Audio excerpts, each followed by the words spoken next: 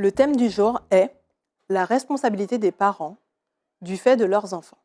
Bonjour à tous et bienvenue dans votre émission Droit de savoir.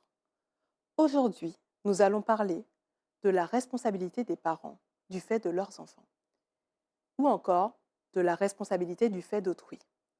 Alors, qu'est-ce que cela signifie?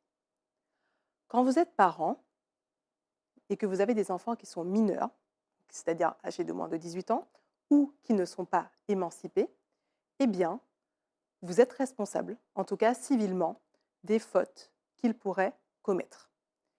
Qu'est-ce que cela veut dire?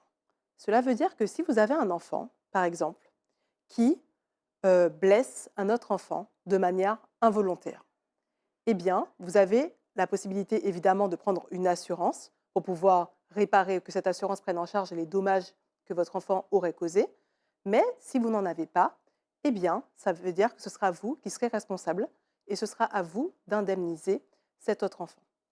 Alors, quand on parle de responsabilité, est-ce que ça veut dire que votre enfant a fait exprès, par exemple, de faire mal à un enfant?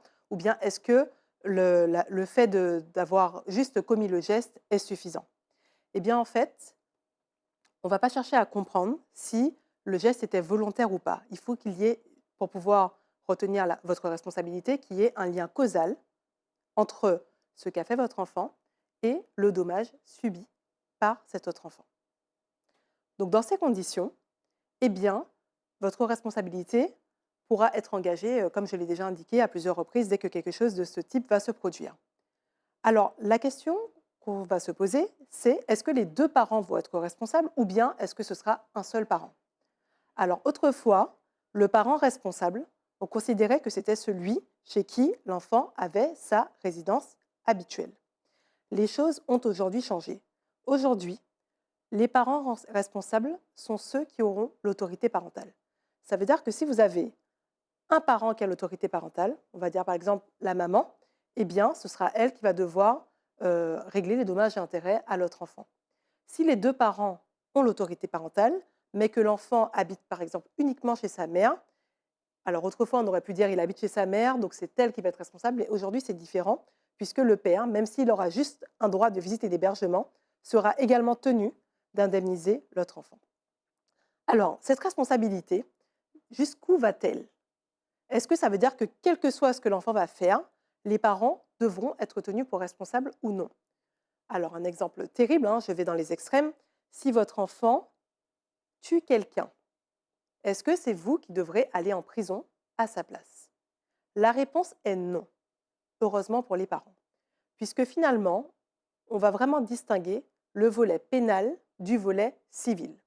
Si votre enfant commet par exemple une infraction, qu'il va par exemple dans un magasin, qu'il vole plein de choses, qu'il y a une caméra de surveillance, qu'on voit que c'est lui, qu'il y a des éléments, qu'il se retrouve devant un juge des enfants et que finalement, il devra être sanctionné.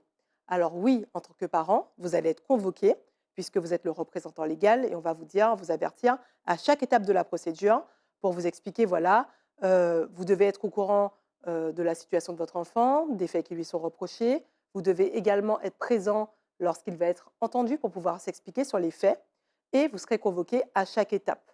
Vous serez convoqué à chaque étape parce que vous êtes son représentant légal et qu'il est normal que vous ayez connaissance de ce qui se passe par rapport à votre enfant qui est mineur.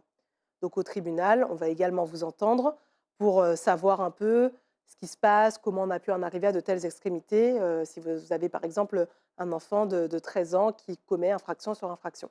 Et à ce moment-là, il va y avoir en général une sanction éducative qui va être donnée par le juge s'il y a assez d'éléments pour estimer que votre enfant a commis cette infraction-là. Par contre, au moment de la réparation, parce qu'en fait, il y a un volet pénal et un volet civil, l'enfant sera condamné, lui. En général, pour les enfants, c'est souvent des sanctions éducatives. Si on parle de tuer quelqu'un volontairement, évidemment, ce sera plus répressif. Mais il y aura évidemment la partie indemnitaire. Donc, réparer le préjudice qui a été causé par votre enfant.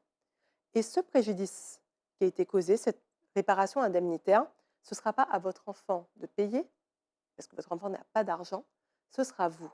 Et c'est là, encore une fois, que votre responsabilité civile va intervenir.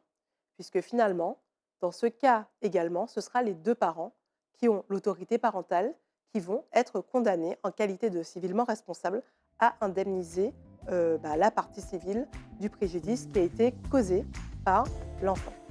Donc, pour résumer, tant que l'enfant est mineur, la personne qui a l'autorité parentale, elle est responsable civilement. Si vous avez un enfant qui est émancipé, à ce moment-là, par contre, effectivement, vous n'êtes plus responsable civilement et ce sera lui qui devra prendre ses propres responsabilités s'il commet une faute ou qu'il commet une infraction qui doit être réparée civilement. C'est ce que je pourrais vous dire sur la responsabilité des parents par rapport à leurs enfants. À bientôt.